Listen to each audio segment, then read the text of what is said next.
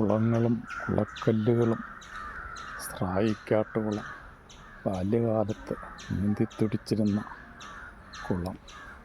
അക്കരെ ഇക്കരെ നീന്തുകയായിരുന്നു ഏറ്റവും സാഹസികമായ പ്രവൃത്തി.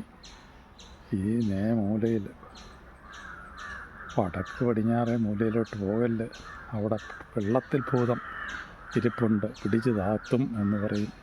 അതുകൊണ്ട് നേരെ അക്കരയ്ക്ക് മാത്രം നീന്തുക. അതും ഏറ്റവും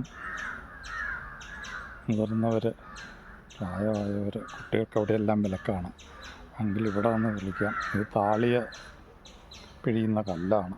ഇതിൻ്റെ കുഴി, ഈ കുഴിയിൽ താളി ഒഴിയും. നിഞ്ചയാണ്. നിഞ്ച സോപ്പ് ഇതിലായിട്ട് തേച്ച് കുളിക്കും. പൊതുക്കുളമായിരുന്നു.